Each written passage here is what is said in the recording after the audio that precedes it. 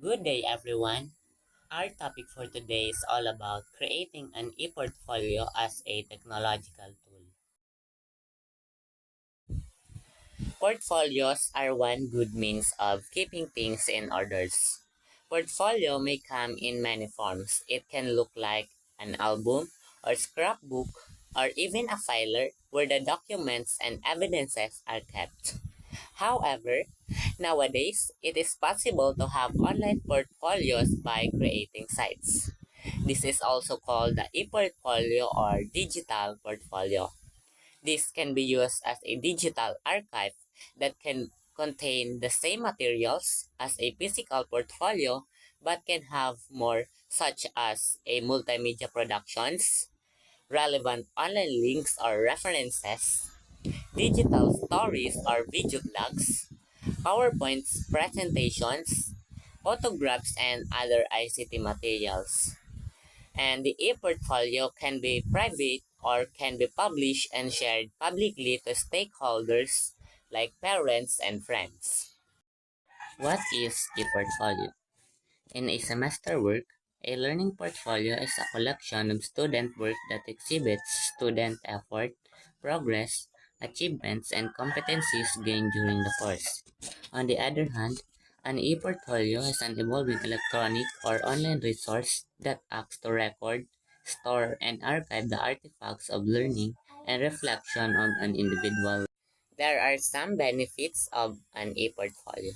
First is student portfolios can evaluate students' academic progress. They can inform the teacher to adapt and use instructional strategies when pieces of evidence indicate that they are either learning or not. In other words, the construction of the portfolio should start from the beginning and should be an ongoing process. They should not be reviewed only at the end of the term that have gated around and provided feedback to let the students know how they are doing. Second is monitoring students' progress can be highlighted in a portfolio. It not only contains finished products, but also several versions of how the students improve their work based on the feedback provided by the mentors. Moreover, portfolios can actually determine whether the students have transferred what they have learned in new projects and other domains. The last one is portfolios document students' learning growth. They actually encourage the students' sense of accountability for their own learning process. This may lead them to see that the learning process is theirs and not anybody else.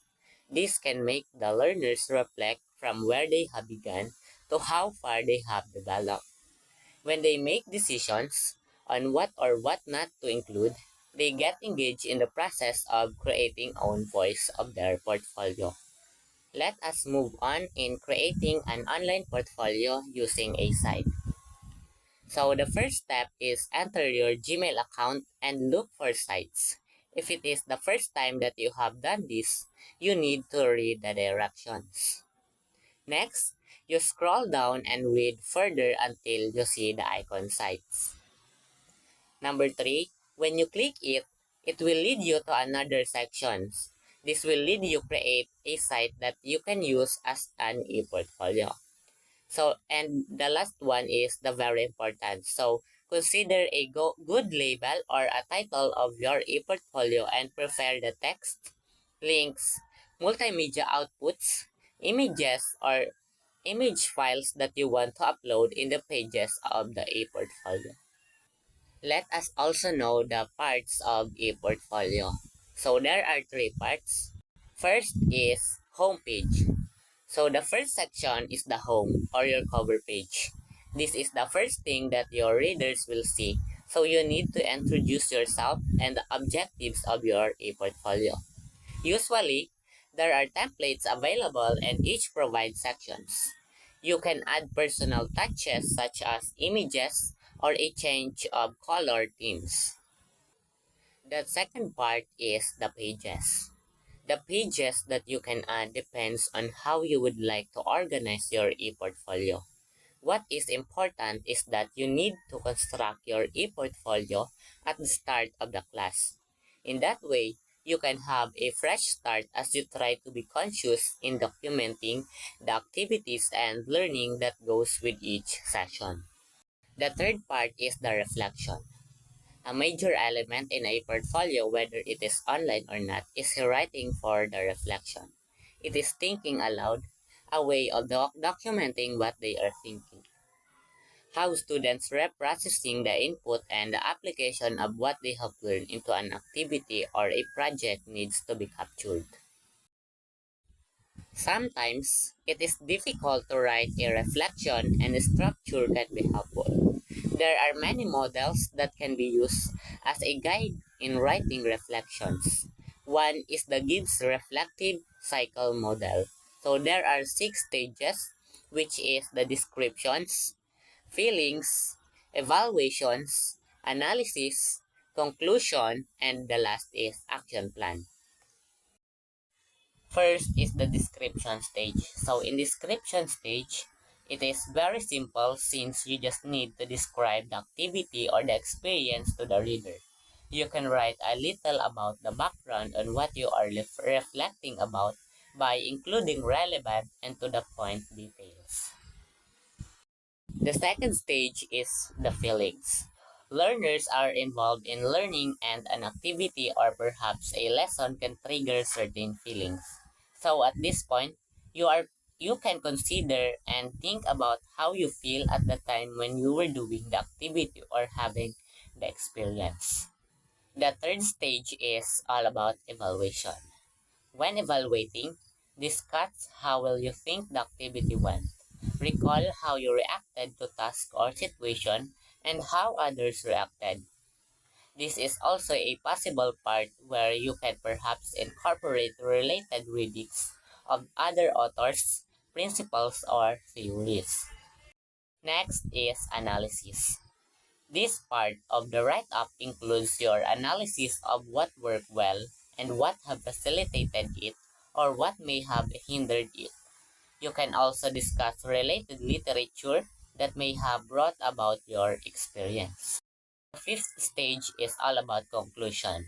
You can write what you have learned from the experience or what you could have done. If your experience is good one, you can probably discuss how it can be ensured or how will you further enhance a positive outcome. On the other hand, if the experience is frustrating, eliciting other negative feelings, perhaps you can discuss how those can be avoided in happening as this leads to the next step. The last stage is action plan. At the end of your reflection, you write what action you need to take so that you will improve the next time, such as consult an expert for some advice or read a book that will provide answers to your queries. You make plans on how you can address what went wrong so that you can take the right step to succeed in achieving the task. If you did well and you feel good about it, then you can plan out how you can further enhance a good work. Before publishing your e-portfolio, for the world to see your work, you can control who will see your work. The icon for sharing the site can be managed by entering the email address of the person with whom you want to share it. This is for our privacy and security. Assessing an e-portfolio using a rubric. Evaluating an e-portfolio using a rubric is a consistent application of learning expectations, learning outcomes, or standards. It should tell the student the link between learning or what will be taught and the assessment of or what be evaluated. Rubrics are simple and easy to understand. The items in the rubric should be mutually exclusive. Students can see connections between learning, what will be taught, and assessment, what will be evaluated by making the feedback they receive from teachers clearer, more detailed, and more useful in terms of identifying and communicating what students have learned or what they may still need to learn. In conclusion, E-portfolios are digital platforms for showcasing skills, achievements, and experiences, serving as a valuable tools for personal and professional development. They enables individuals to reflect on their learning journey, track progress, and receive feedback from peers and mentors. In the job market, e-portfolios help candidates stand out by presenting a comprehensive overview of their qualification and accomplishments.